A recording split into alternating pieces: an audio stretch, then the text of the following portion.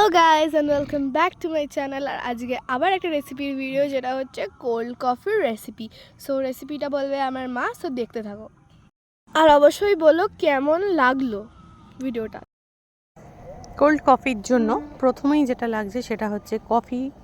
আমি এখানে একটা ছোট পাউচ নিয়েছি। যতজন খাবে সেই পরিমাণে কফিটা নিতে হবে। আমি এখানে দেখালাম 2 পাতা, কিন্তু আমার এখানে টোটাল লেগেছে 6টা পাতা। 2 টাকার যে পাতাগুলো, 6টা পাতা আমি নিয়েছি, কারণ আমার বাড়িতে লোক সংখ্যা একটু বেশি, সেই জন্য। তো এই কফিটার সঙ্গে পরিমাণ মতো চিনি আর সামান্য গরম জল দিয়ে আমি এটা ফার্স্টে বানিয়ে নিলাম। খুব ভালো করে গুলিয়ে নিতে হবে যাতে চিনিটা খুব ভালোভাবে মিশে যায়। তারপর যে দুধটা আমি ফুটিয়ে রেখেছিলাম, ফুটিয়ে এটা পুরো ফ্রিজ করে একদম চিল্ড ঠান্ডা একদম একটা দুধের ইয়েটা আমি বাইরে বার করেছি। এখন এটা ভীষণই ঠান্ডা, ফ্রিজে রাখা ছিল চিল্ড দুধ একদম। তো এরপর আমি কোল্ড কফিটা বানানো স্টার্ট করলাম।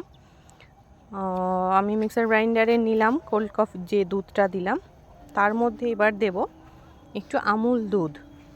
এই আমুল দুধটার পরিমাণটা যতটা বেশি হবে, উপরের যে ফ্লাফি জিনিসটা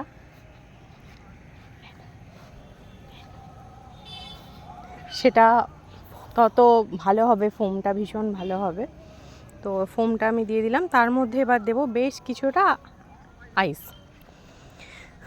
তো যতটা যে ঠান্ডা খাবে, বাচ্চাদের হলে একটু কম, যেহেতু আমরা এখানে মোটামুটি সবাই বড়, আমার মেয়ে ছাড়া, তো ওই ঠান্ডা দিলে অসুবিধা হয় না। যেহেতু খুব গরম, আমি কয়েকটা বেশ কিছু আইস কিউব দিয়েছি। এবার এটাকে আইস কিউবটা দিয়ে এবার খুব ভালো করে আমি মিক্সিতে বসাবো। তার জন্য আইস কিউবগুলো দিয়ে দিচ্ছি একটা একটা করে খুলে।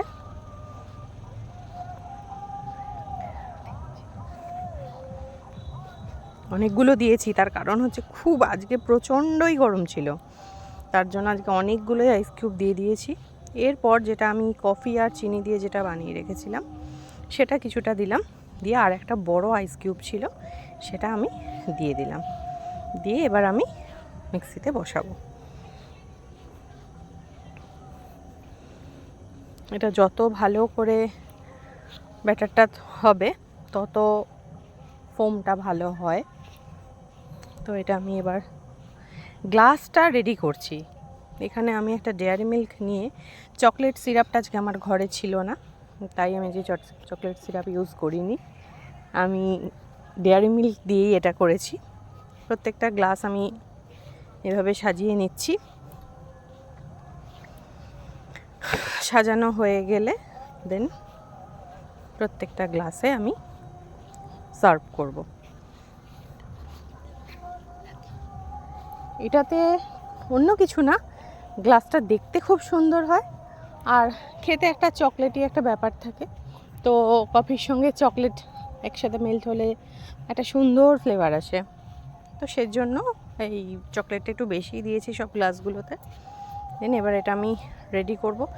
বেশ ঠান্ডা ছিল ব্যাটারটা যখন বানাচ্ছি, এত আইস কিউব দিয়েছিলাম, ভীষণই সুন্দর একটা গন্ধটাও ভীষণ ভালো আসলো। অবশ্য বেশিরভাগ মানুষই আমরা কফিটা খুব ভালোবাসি খেতে, তো এখানে পরিমাণটা কম হয়েছে, তো ওটা আমি সবটাই আস্তে আস্তে দিতে। প্রথমটা বুঝতে পারছিলাম না যে এতটা একসাথে ধরবে কি না, কারণ বেশি হয়ে গেলে তখন বাইরে পড়ে যাওয়ার চান্স থাকে।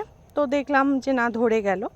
তো আমি তখন সব ব্যাটারটাই একসঙ্গে দিলে কি হয়, সব কোয়ান্টিটিটা ঠিক থাকে, এটা একটু কম ওটা একটু বেশি এরকম কিছু হয় না।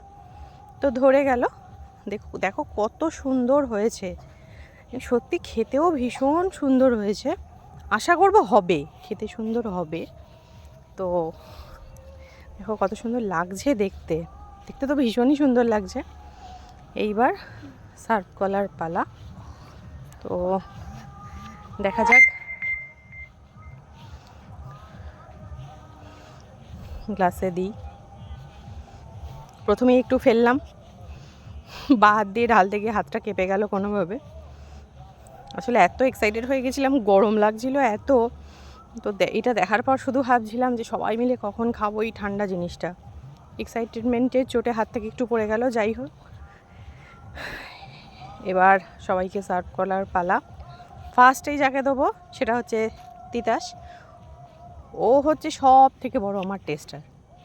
ও যদি ভালো বলে তাহলে So, ভালো। চলো টেস্ট করা যাক। দারুণ খেতে হয়েছিল, আমার খুব ভালো লেগেছে, থ্যাংক ইউ।